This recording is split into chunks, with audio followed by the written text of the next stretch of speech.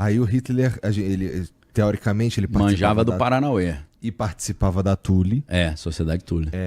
Provavelmente tinha algumas relíquias ali, porque, que nem você falou, eu não lembro o nome do que você falou. A lança de Longino. Mas teve um cara que foi lá. O Walter Horn, que Isso. foi. Só que o cara chegou lá onde tava o bunker com as relíquias, não tava lá, meu irmão, o nego levou. Ou não estavam lá pra valer, né? Dizem que levaram pra Argentina, eles esconderam em algum outro lugar. A gente não sabe onde tá. Fortunas, né? Os caras não brincavam em serviço, né? Os caras tinham plano B, C, D, E. Tanto que eles perderam a guerra, mas a elite foi toda trabalhar nos Estados Unidos, né? Teve uns que vieram pro Brasil. Também. Veio o Stangl pro Brasil, que era Sim. o comandante de Majdanek. Não, Sim. ele era o comandante de Treblinka. Sim. Vou indicar um outro livro sensacional sobre esse pessoal alemão que veio pro Brasil. Baviera Tropical. Sensacional o livro. Vai mostrar como é que a gente virou destino desses malucos aí. Muitos foram pra Argentina, porque nessa época a Argentina era tipo uma potência, né, cara?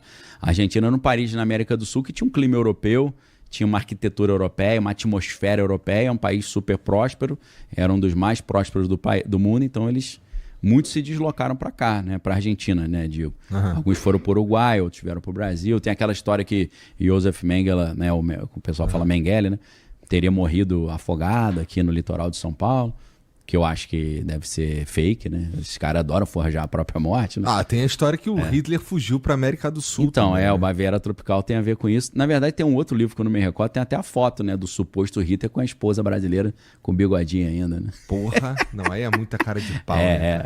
É surreal, mas existe essas teorias, né? E aí ele foi estudar e pesquisar como fazer uns soldados com poderes. Aí é o Mengele que desenvolveu. E isso envolveu o ocultismo também. Porra, me conta um pouco. Que é interessante aí, pra caramba. Começa pensando, por exemplo, como é que eu consigo fazer o soldado precisar dormir menos? Droga. Como é que eu posso fazer o soldado ter maior vigor físico? Droga. Como é que eu posso fazer o cara não ter medo? Droga. Entendeu? Claro que vai envolver isso tudo, né? O LSD não surge por acaso nessa época. Só que aí, o que acontece? Eles começam a... Mas eles tomavam anfetamina, não tomavam? Tomava tudo que tinha pra tomar naquela época, né? Nos 40, 30, né? Não sei exatamente o que já estava à disposição.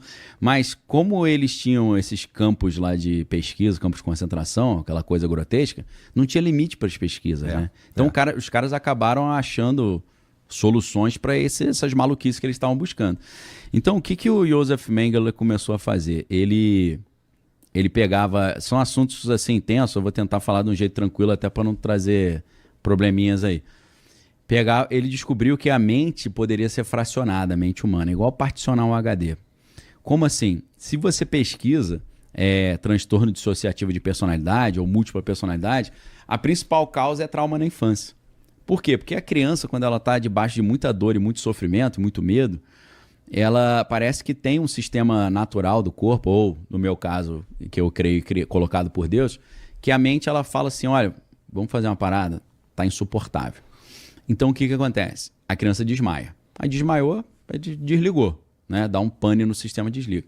Só que eles descobriram que quando não desmaiava, fracionava a personalidade. É como se o cérebro dissesse para a pessoa o seguinte, ó, você não é Daniel, você não tá aqui sendo espancado. Seu nome é João, você tá numa praia, correndo na praia jogando futebol. Então isso é meio, parece que é um sistema de proteção da mente.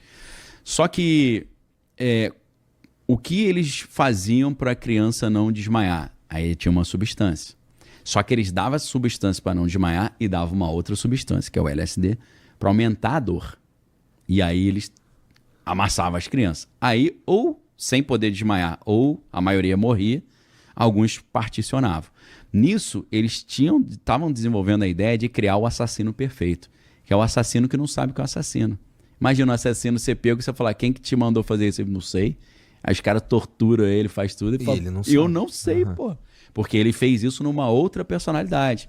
Então isso é uma coisa que começa a se popularizar depois, essa técnica na Guerra da Coreia, que foi a guerra que aconteceu depois da Segunda Guerra Mundial, como que eles chamam a Guerra da Manchúria, que é o Manchurian Candidate, que é o candidato manchuriano. Tem um filme muito interessante, antigão, que é com o Frank Sinatra fazendo o protagonista, né, que é o Manchurian Candidate, e fizeram uma refilmagem, muitos anos atrás, com o Denzel Washington, chamado Sob o Domínio do Mal. que em inglês acho que também é Manchurian Candidate. E a história é incrível, muito interessante, vai falar um pouco sobre essas técnicas, né? Só que aí, o que acontecia? Esse pessoal percebeu que se você, além de fazer essa partição da consciência do cara, você jogasse alguns espíritos para dentro do cara para ele ficar mais forte, o negócio ficava melhor ainda. Então, estamos falando mesmo de ritual. Ritual. Esses caras eram ocultistas, pô. Um dos apelidos do Josef Mengele era Herr Grünebaum, que é Senhor Árvore Verde. Por que Árvore Verde? Por causa da árvore da vida da Kabbalah. Porque ele usava a Kabbalah para fazer essas estruturas, né? Kabbalah que é da cultura judaica. Então a Kabbalah tem a Kabbalah normal e tem a Kabbalah Cliffot. A Cliffot é ela como se fosse invertida assim, usada para o mal mesmo, entendeu? Então eles descobriram como usar aquilo ali como se fosse um diagrama da consciência humana e encaixar um monte de espírito dentro do cara para ele virar o Hulk ali, meu irmão. Então isso é muito interessante porque eu já vi, por exemplo, relatos de pessoas assim de cultos mais tradicionais, o cara falando que, poxa, ele incorporava uma entidade chamada Pai Joaquim da Angola. Ele falou, meu irmão, quando eu incorporava esse cara, eu batia em 13 pessoas sozinho, maluco. Pulava 3 metros de altura, arrebentava geral. E o interessante é que esse cara falou que para ele conseguir incorporar essa entidade, ele fez um ritual que implantaram bilhas de aço no ombro e na base da coluna dele. Que aí ele fazia um gesto, quando ele fazia esse gesto, conectava o polegar nessas bilhas e chamava o espírito vinha e o maluco virava Anderson Silva misturado com Bruce Lee, meu irmão. Saía espancando geral. Aí eu falei, pô, os caras podiam no UFC, né? Pegar um desse aí tá ferrado, né? Caraca, é tipo a transformação do Jaspion. O cara acho que não mudava fisicamente, mas ele ficava com uma força absurda. Então eu falei, meu irmão, tem fundamento essa parada, hein? Isso aí faz sentido. Aí, cara, o que acontece? Quando esses alemães perderam a guerra, os americanos não são idiotas, eles falaram, vocês têm, pros cientistas, vocês têm 2 opções. Pegar pena de morte, ou pena prisão perpétua, ou vir trabalhar comigo. Qual que você prefere? O cara, eu vou botar a opção B aí, que eu acho que achei mais maneiro. A marca B aí pra mim.